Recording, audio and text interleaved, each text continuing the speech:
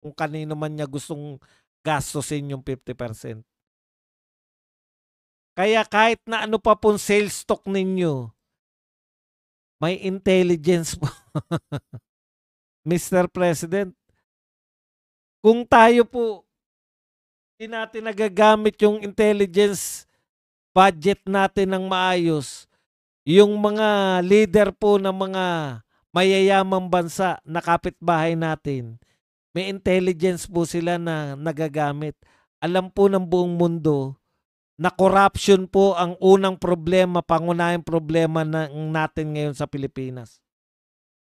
Jackson, ready na ba liquidation squad mo kaya hinahanap mo si Gutesa? Grabe.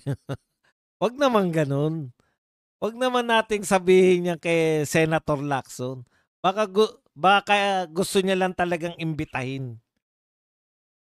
Philippines land of corruption. Kaya nga po walang gustong makipag-meeting sa kanya. Ayun pala yun, Mr. President. Kaya pala walang gustong makipag-meeting sa'yo dahil alam na corrupt yung atin. Pero yun nyo, ang dami pong bansa na kung ikaw investor, ang daming bansa na mahirap o papaunlad na bansa.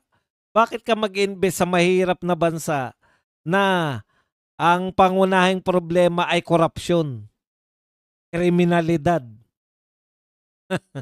peace and order? Tapos nababalitaan ngayon na bumabalik na uli yung mga kaguluhan sa Mindanao, etc. Sila mag-invest sa bansa na kahit sariling mamamayan ay ayaw tumira sa Pinas. Di naman, gusto naman namin. Talaga crazy Brooks. Sa time ni Marcos Sr., nagbalik lahat ng kasamaan sa time ni Marcos Sr. pala, hindi pala Sr. Nagbalik lahat ng kasamaan, drugs, krimen, insurgency, etc. Yawa. Marcos mala sa Pinas. Naalala ko ang pangako noon ni Baby M, ang pangarap nyo, pangarap ko. I-awards, ang pangarap ko yumaman, tapos siya lang pala yayaman. Lalo, iba ka, Baby M. Dapat sinaman nyo man lang kami sa pagyaman ninyo. Siya Sanpay, 216 likes lang. Mag-likes naman kayo. Ayan, likes lang. Boss, mag-attend kaya lahat ng miyembro ng Asian Summit next year dito sa atin? Atin po yan. Wag po kayong mag-alala. Hindi naman po yung host ang ano niyan, yung talagang yung pagkakasundo eh. Ang problema, malaki po talaga ang problema natin. Wala po, uma-attend po sa mga summit at sa mga conference ang ating presidente na same agenda. Yung agenda niya po yan na paglalako sa Pilipinas, na mag-invest kayo, yan na po agenda niya nung first year niya. Ang dami na pong problema ng Pilipinas ngayon. Kung noong wala pa pong nababalitaan, hindi pa po nababalita na matindi ang corruption sa Pilipinas, wala na nag-invest, ngayon pa kaya? Sanpay, buenas tardes amiga, contigo mo bien. Maganda nga beaches, hindi safe, napakamahal transport, kahit CR may bayad, dumi-dumi at walang tissue. Alam nyo, yan po talagang hindi ko maintindihan. No? Bakit naman po sa mga airport sa ibang bansa, pwede naman maging malinis yung mga CR? Nakakarating din naman po tayo sa ibang bansa. Dito lang po talaga sa atin na ang hirap linisin. Bakit po kaya? Di ko rin maintindihan. Kahit magtumbling pa ang Pangulong Bangag, hindi niya kayang iangat ang bayan sa pagkalugmok dahil sa pagnanakaw niya at ng pamilya niya. Kawawang Pilipinas, ginagahasa ng Marcos Romualdez ang kaban. Grabe na yung term na yan. Ginagahasa ang kaban. Diba? Sir Buds, ang nangyari sa Brazil, war on drugs, masahol pa sa kanila kesa sa Pilipinas. Asa ng ICC sa kanila? Di po nila kaya Brazil. Ang kaya nila mahirap na bansang tulad ng Pilipinas. Ang kaya nila yung katulad ng Pilipinas na yung handang ipagkanulo ng Pangulo yung kanyang mga mga mamamayan. Yan po ang kaya nila. Baka i-boycott si BBM kasi galit ang mga Muslim country kay BBM sa ginawa niya kay Digong kasi may dugong Muslim si PRRD. Crazy Brooks, hindi lang corruption, maraming nababaril at mga pulis ang nagkakasala. Yun nga po, kriminalidad. Laganap na naman po ang kriminalidad ngayon. Imagine niyo po yun. Laganap na naman ang kriminalidad.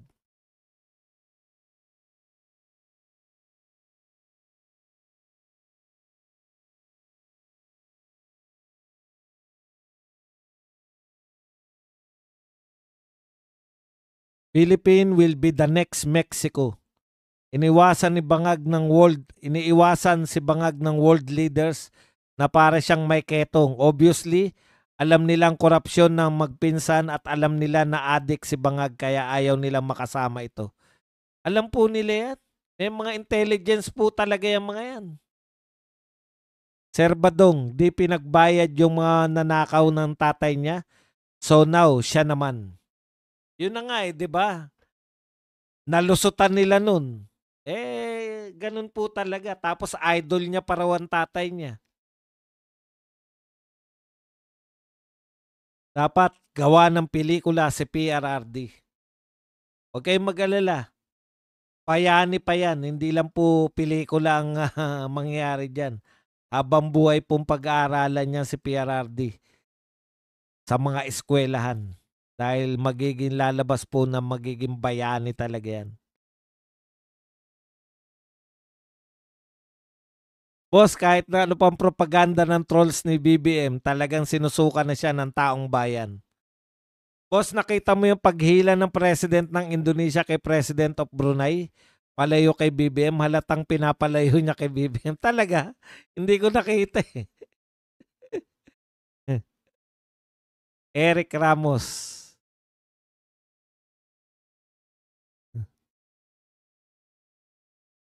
Babagsak tayong muli, hindi babangon muli. PI ka talaga. Napapamura pa ang mga tao said hi. Like that na po, Sir Badong. Baka i-boycott si BBM kasi galit ang mga Muslim. Yan. Nabasa na natin yung parte na yan. Marcos Sr. sikat sa Guinness Book of World Record, greatest robbery in the world. BBM sikat sa SC, tax evasion. 223 billion state tax at 23 billion income tax. After 1 hour, ano topic, Sir Bad? Siyempre, wala pa. After 1 hour pa eh. Kaya press na at lagi ang mga balita natin. Kung anong mga susunod na balita, putya, gagawin ko nga yan. Magiging Christy per minute. Di ba dati mayroon si, Christy per minute. Kada minuto. Boss, itutuloy daw ni Ridon investigasyon sa Dolomite Beach. Overpriced daw, sabi niya. Overpriced mo yung ilong mo.